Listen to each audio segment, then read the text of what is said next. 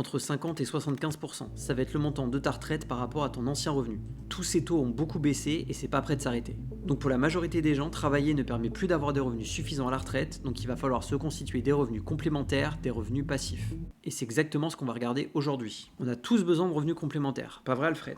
Ouais, je suis d'accord avec toi. En plus, c'est pas très compliqué à mettre en place, mais il faut vraiment le faire le plus tôt possible. Alors avant que tu ailles un peu plus loin dans la vidéo, parce que je suis sûr que tu vas me dire, moi c'est simple pour la retraite, j'investis dans un ETF capitalisant sur mon PEA, comme ça j'ai pas d'impôts et pour les intérêts composés, c'est quand même mieux. Alors on va parler bourse bien sûr, mais aussi et surtout d'immobilier à travers 3 stratégies, dont notamment une qui est particulière, assez peu connue, mais Petit Spol qui est très puissante pour ta retraite. Il a encore bien bossé Alfred cette semaine.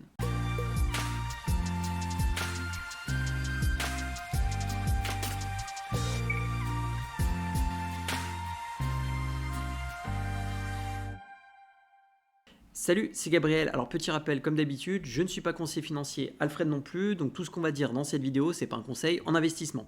Alors pour préparer ta retraite, il faut forcément te générer des revenus complémentaires. L'immobilier, c'est vraiment parfait pour ça, et on va commencer avec la première stratégie. On va investir avec des SCPI. Alors on va utiliser un montage, tu vas voir, un peu particulier, qui est pas forcément connu, mais qui est vraiment ultra puissant pour préparer ta retraite. Alors si tu sais déjà ce que sont les SCPI, je t'invite à passer au chapitre suivant. Donc une SCPI, en fait en gros tu vas investir dans un fonds. Le fonds possède physiquement directement les immeubles et tu vas voir les revenus qui vont être versés tous les mois, tous les 3 mois. En général ça fonctionne comme ça. Donc il y a beaucoup d'avantages à investir à travers une SCPI par rapport à acheter un bien en direct. Parce que quand tu achètes un bien en direct, tu achètes une localisation précise et en face tu as un seul locataire, donc tu as finalement beaucoup de risques, surtout sur des montants importants. Les SCPI, il y a une mutualisation du risque parce qu'en fait les SCPI possèdent des dizaines voire des centaines de biens immobiliers dans des zones différentes avec des locataires différents et avec des typologies d'actifs également différents. Tu peux avoir par exemple des bureaux, des commerces, des hôtels, des entrepôts, des zones commerciales, enfin bref, tout plein de typologies d'actifs différents et qui réagissent là aussi différemment selon les cycles économiques. Donc ça permet vraiment de mutualiser et de diversifier ton risque, sachant qu'en plus tu vas pouvoir avoir une gestion complètement passive. C'est pas toi qui va t'occuper de récupérer les loyers, c'est vraiment la SCPI et toi tu as une seule chose à faire, c'est attendre que les loyers tombent. Donc ça, c'est plutôt sympa. Et quand tu achètes un bien immobilier, il va falloir que tu investisses plusieurs dizaines, voire centaines de milliers d'euros, alors que les SCPI, à partir de quelques centaines d'euros, tu peux investir. Et petit aparté sur les SCPI, parce que ça attire en fait les investisseurs qui recherchent du revenu complémentaire. Quand tu as une SCPI qui a un taux de distribution, par exemple, de 2% et qui a une revalorisation du prix de sa part de 4%, donc tu as un rendement global de 6%, quand tu as cette SCPI-là et une SCPI qui n'a pas de revalorisation du prix de part, mais avec un taux de distribution de 6%, bah clairement, ça va plutôt attirer les investisseurs qui recherchent du rendement.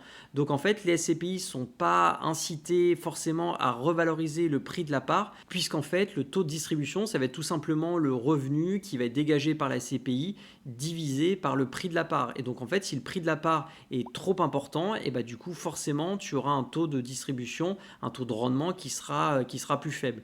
Et ce qui n'est pas forcément bien d'un point de vue marketing pour attirer la collecte. Après, il y a quelques garde-fous, donc notamment l'AMF, l'autorité des marchés financiers, a mis un benchmark pour s'assurer que la valeur de reconstitution, c'est un point qui est très important. C'est en gros la valeur à la casse du patrimoine immobilier et le prix de part ne peut pas s'éloigner de plus ou moins 10% de cette valeur-là. Sachant qu'il y a des experts indépendants qui doivent analyser les SCPI pour s'assurer que le prix est toujours cohérent. Et c'est important avant d'investir dans une SCPI d'avoir en tête la valeur de reconstitution de son parc immobilier parce que ça te permet tout simplement de savoir si une SCPI est surévaluée ou non. Mais pourquoi tu me présentes les SCPI? Ça fonctionne plutôt mal en ce moment, non? Alors c'est un petit peu plus contrasté que ça parce que les vieilles SCPI historiques ont vraiment souffert de la remontée des taux et de toutes les conséquences post-Covid. Pour rappel, en fait, elles avaient fait énormément de collectes les années où les taux étaient très faibles. Donc, alors beaucoup de collectes, on peut se dire que c'est bien, mais en fait, si tu l'investis mal, bah, concrètement, ça va déstabiliser la SCPI et c'est ce qui s'est passé. Il y avait des montants de collecte qui étaient beaucoup trop importants, elles n'ont pas réussi à restreindre ce montant de collecte et donc du coup, cette collecte, donc quand les investisseurs achètent des parts de SCPI, La société de gestion doit forcément investir ses fonds et quand il n'y a plus trop de fonds de qualité, elles doivent forcément aller sur des actifs de moins bonne qualité qui rémunèrent moins ou qui sont plus risqués. Et c'est vraiment ce qui s'est passé. Tu le vois ici, avec des fluctuations du marché immobilier importants, ça a clairement pénalisé le marché des SCPI. Et ça, c'était avant la hausse de taux, parce que quand tu as une hausse de taux, ça pénalise le marché immobilier. Et le rendement, du coup, était vraiment trop faible. Et donc, du coup, le prix de part s'est dévalorisé. Et quand ça se dévalorise, tu as beaucoup d'investisseurs qui préfèrent vendre. Et après, ça fait un peu effet boule de neige complètement négatif là pour le coup. Et le prix de part a chuté jusqu'à atteindre des moins 20, des moins 30%. Mais ça, c'est vraiment pour les SCPI historiques. Mais sur les jeunes SCPI, ça se passe vraiment très bien parce qu'elles profitent clairement du mouvement de collecte actuel pour acheter de l'immobilier entre guillemets pas cher, parce que l'immobilier s'est beaucoup déprécié. Et donc, du coup, mathématiquement, tu as forcément un rendement qui est beaucoup plus attractif, de l'ordre en moyenne de 5-6% pour ces jeunes SCPI-là, quand sur les SCPI historiques, on est plutôt sur un rendement de l'ordre de 3-4% encore à aujourd'hui. Bon, maintenant que tout ça est dit, on va passer aux stratégies de SCPI. Alors, tu peux investir dans des SCPI qui sont franco-françaises, donc un investisse qu'en France. Ah non, mais ça m'intéresse pas parce que je sais que la fiscalité des SCPI franco-françaises, c'est ta tranche marginale d'imposition plus prélèvements sociaux, comme une location nue si tu achètes un appartement.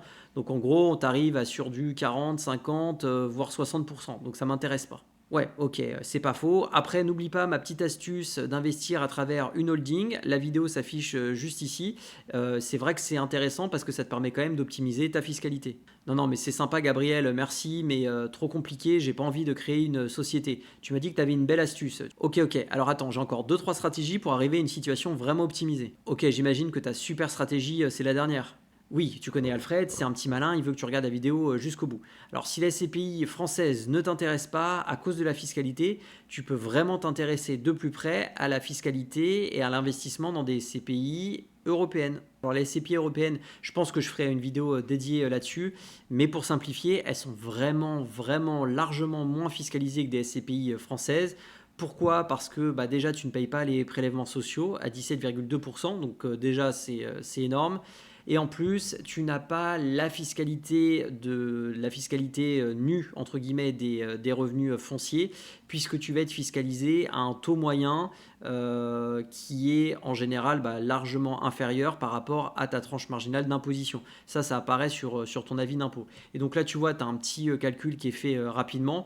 Pour une SCPI qui rapporte la même chose, donc 5%, le montant de revenus que tu vas tirer d'une SCPI européenne par rapport à une SCPI française, tu vois là, avec une SCPI française, tu arrives à 2360 euros, alors que sur une SCPI européenne, tu arrives à un petit peu plus de 4000 euros. Donc la différence est vraiment énorme.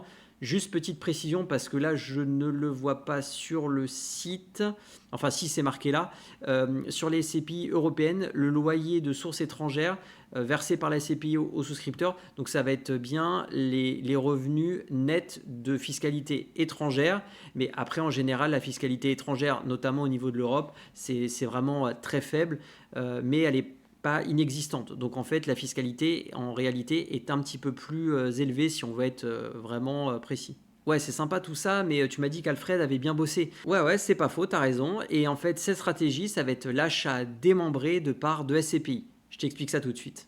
Alors, qu'est-ce que le démembrement de propriété? Donc en fait, quand tu vas acheter un bien immobilier, un appartement, une maison, tu vas acheter donc la pleine propriété et cette pleine propriété, elle est composée de deux choses. La première, c'est la nue propriété. Donc la nue propriété, c'est en fait le fait d'être propriétaire uniquement des murs du bien immobilier. Et tu vas acheter également l'usufruit, donc ça va être le droit d'habiter dans le bien, le droit de le louer, le droit d'utiliser en fait le bien, que ce soit à titre personnel ou de le louer à des tierces personnes. Et donc en fait, ces deux, donc la nue propriété et l'usufruit, donc ça forme la pleine propriété. Et tu as un schéma très astucieux au niveau des SCPI, ça va être d'acheter uniquement la nue propriété. Et donc sur les SCPI, on est sur du démembrement temporaire, donc c'est toi qui vas décider de la période de ce démembrement-là, et à la fin de la période, tu vas devenir pleinement propriétaire de la SCPI en bénéficiant notamment des revenus. Ok, je vois à peu près le délire, mais j'ai toujours pas compris le gros intérêt que t'as dans ta stratégie. J'y viens, j'y viens. Alors le premier très gros avantage, c'est comme tu vas n'acheter que la nue propriété et donc pas la pleine propriété, tu vas avoir une décote assez importante à l'achat. Et en fait, la décote va être de plus en plus importante si tu choisis une période de démembrement plus importante. Donc, alors chaque SCPI a ses propres clés un peu de répartition, si tu veux, entre la valeur de l'usufruit et la valeur de la nue propriété. Là, un petit tableau juste à titre d'information. Tu vois par exemple que la SCPI cœur de région, si tu achètes la nue propriété sur 5 ans, donc tu vas avoir une valeur d'achat du prix de la part en nue propriété de 77%. Donc ça veut dire que tu vas avoir une décote de 23% par rapport au prix d'une part. Donc déjà c'est un gros avantage parce que tu vas acheter la SCPI moins cher. Ok, mais si je l'achète moins cher, c'est dire que pendant les 5 ans, du coup, j'ai pas les loyers. Tout à fait. Et pour moi, c'est un avantage à double titre. Le premier, c'est que déjà, bah, du coup, tu as eu une grosse décote au moment de l'achat, donc ça, déjà, c'est pas mal.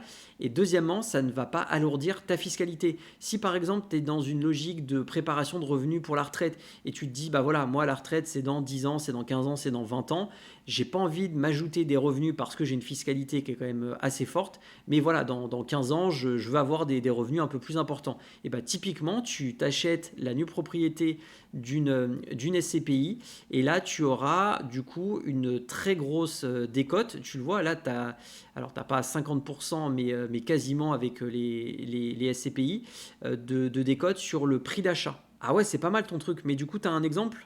Oui, alors si on prend au cœur de région, alors cœur de région c'est juste parce que c'est la SCPI qui décote le plus, mais c'est pour donner un ordre d'idée. D'ailleurs, il ne faut pas baser sa stratégie d'investissement sur la plus grosse décote en nue propriété. Il faut vraiment regarder la qualité de la SCPI, mais je te ferai une vidéo là-dessus. Donc si par exemple tu veux investir 10 000 euros, tu le vois ici, 10 000 euros ça te permet d'acheter 15 parts de la SCPI.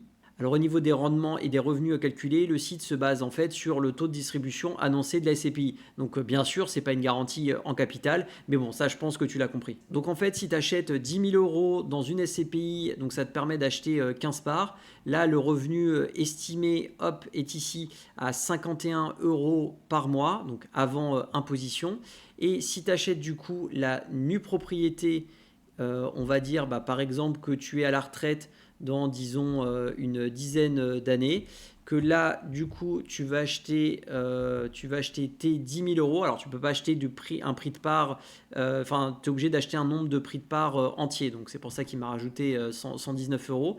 Et bien là, du coup, tu pourras acheter 24 parts donc en nue propriété. Et donc, au bout des 10 ans, ces 24 parts vont te permettre de dégager du revenu. Donc, pendant 10 ans, pas de revenu. Et après, du revenu jusqu'à la fin en fait, hein, parce que les SCPI, ça va te dégager du revenu tout le temps, sauf si la SCPI fait défaut. Et après, tu as des manières aussi d'optimiser un peu la transmission des SCPI pour tes héritiers, mais bon, ça pareil, je ferai une autre vidéo là-dessus. Donc en fait, tu vois quand même la puissance d'acheter en nue propriété, notamment sur un horizon assez long, parce que là, tu achètes avec 40% de décote sur le prix d'une part, donc forcément, tu vas pouvoir acheter beaucoup plus de parts de SCPI, et donc forcément, ton revenu va sensiblement augmenter. Là, tu vois, on est sur 82 euros par mois, à comparer à tout à l'heure, sachant que on est sur un prix, hop, donc on était à 51 euros pour rappel. Et donc là, on est aussi sur une hypothèse que le revenu ne va pas du tout s'apprécier. Donc tu vois, par rapport à tout à l'heure, l'achat en nue propriété sur une durée, alors effectivement qui est de 10 ans, mais ça te permet d'acheter beaucoup plus de SCPI et donc d'avoir un revenu à terme qui sera beaucoup plus important au moment de ta retraite. Donc si tu as un horizon de placement, je dirais de 10 ans, 15 ans, ça peut être intéressant plutôt que d'acheter une SCPI tout de suite, alors qui va te dégager du revenu, d'acheter une SCPI en démembrement, comme ça tu auras beaucoup plus de revenus plus tard, sachant que ça n'alourdit pas ta fiscalité à aujourd'hui, tout simplement parce que tu n'as pas de revenus. Alors c'est vrai que cette stratégie-là me paraît tout à fait intéressant à mettre en place avec une stratégie par exemple de capitalisation, d'investissement en ETF sur de la bourse, parce qu'avec les ETF, tu vas pouvoir générer un capital qui est plus important, qui s'apprécie au fil du temps, parce que la bourse c'est de toute façon la classe d'actifs qui est le plus intéressant sur du long terme d'un point de vue rendement. Et en parallèle, tu travailles sur l'optimisation de revenus complémentaires de manière plus sécurisée que la bourse. Et donc grâce au démembrement de propriété, tu auras un revenu qui va augmenter de 30%, ce qui est quand même pas mal à la retraite. Alors et là, je te pose une question à toi, oui, à toi. Je souhaiterais juste savoir en fait si tu connaissais le principe d'achat de démembrement de parts en SCPI, si ça te paraît une stratégie intéressante pour la retraite. Si tu veux rester un peu plus classique, il y a forcément la bourse, notamment les ETF. Alors les ETF, c'est parfait si tu veux pas te prendre la tête. Tu as plein de stratégies d'ETF. Oui, parce qu'en fait, moi, je veux du revenu tout de suite, maintenant, hein. Je suis à la retraite dans 15 jours, donc j'ai pas le temps d'attendre 10 ans. Ok, ok. Bah alors dans ce cas-là, c'est vrai que la stratégie d'investissement en bourse, notamment via les ETF, est parfaite pour toi. Il y a plein de stratégies différentes d'ETF.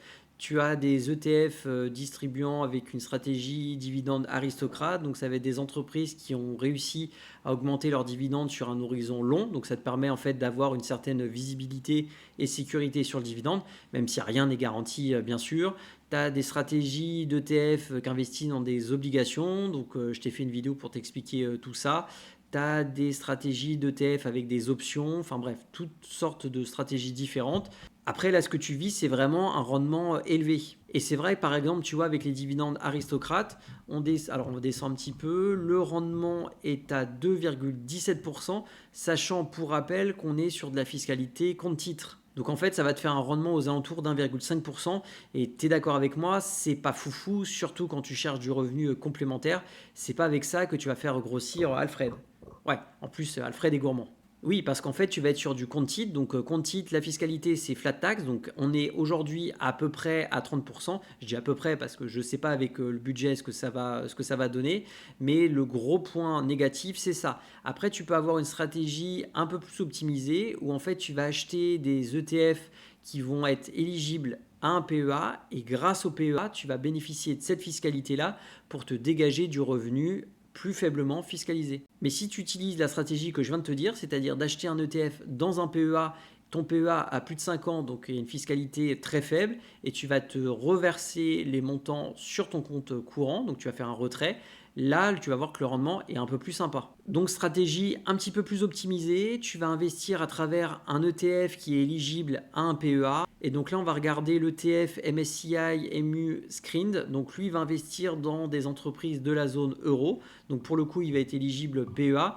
Et si tu regardes la performance de cette ETF, on est ici, voilà. Donc le rendement est à 2,07%. Du coup, plus faible que le fonds que je t'ai présenté tout à l'heure, à 2,17. Bah ouais, il faut suivre un peu, hein. Mais du coup, comme ton PEA a plus de 5 ans, tu ne vas ne payer que les prélèvements sociaux sur ton retrait. Et du coup, le rendement sera à peu près aux alentours d'1,7%. Donc tu vois, supérieur par rapport au fonds précédent, même s'il avait un rendement plus important. Donc c'est vraiment capital que tu puisses bien cercler et bien placer tes investissements en fonction de tes objectifs. Et d'ailleurs, ça m'intéresse que tu me dises en commentaire si tu veux que je fasse une vidéo sur des ETF distribuant à l'intérieur d'un PEA pour tout simplement te dégager ensuite du revenu moins fiscalisé qu'un compte titre. Et le plus risqué de très loin, ça va être d'acheter des actions. Parce qu'en fait, il ne faut pas mettre tous ses œufs dans le même panier. Donc après, tu peux acheter différentes actions pour bien sûr diversifier ton risque. Mais c'est clairement la stratégie la plus risquée, mais aussi potentiellement la plus intéressante d'un point de vue rendement. Et là, clairement, il ne faut pas se tromper. Il faut vraiment avoir un groin à tête chercheuse pour ne pas se tromper sur le choix de ton entreprise. Tu as différentes manières d'investir dans des actions à dividendes. Je t'avais fait une vidéo pour tout expliquer. Moi, c'est vrai que j'axe plutôt ma stratégie sur des actions, des entreprises qui en fait versent très peu de dividendes à aujourd'hui, parce que je n'ai pas besoin de revenus complémentaires à aujourd'hui, mais par contre qui vont augmenter ce dividende de manière très rapide dans le temps, parce que j'ai du temps devant moi. Et donc là, tu vois que par exemple, si on prend l'action Microsoft, Microsoft va augmenter son dividende. Alors effectivement, à aujourd'hui, le dividende est très faible, il est à 0,7%. Néanmoins, il augmente très vite parce qu'il augmente en moyenne d'un peu plus de 10% par an. Et donc c'est vrai qu'à horizon 10 ans, 15 ans, 20 ans, si on maintient, c'est sûr que c'est la difficulté, mais si tu maintiens ce niveau de croissance-là dans le temps, bah pour le coup, c'est tout bénef pour toi. Sachant qu'en général, ces actions-là qui réussissent à augmenter leurs dividendes de manière très importante tous les ans, c'est des actions qui finalement versent un dividende assez faible. Donc en fait, du coup, le dividende est du coup relativement sécurisé. Et c'est aussi l'une des raisons pour lesquelles elles réussissent à investir dans leur outil de production, qu'elles font des investissements qui leur permettent, enfin qui doivent leur permettre en tout cas, de générer encore plus de bénéfices plus tard. Parce que c'est sûr, si tu investis dans des grosses foncières, par exemple comme Nexity pour le dividende, ce dividende est quand même extrêmement risqué, il est très fluctuant. Voilà, c'est déjà fini pour cette vidéo. Un grand merci à toi de l'avoir regardé jusqu'au bout. Il y a d'autres vidéos qui s'affichent juste à ta gauche. Ce serait dommage pour tes investissements de son passé. Et n'oublie pas, fais décoller ton épargne et fais-moi grossir ce petit cochon. Allez, bonne semaine, salut!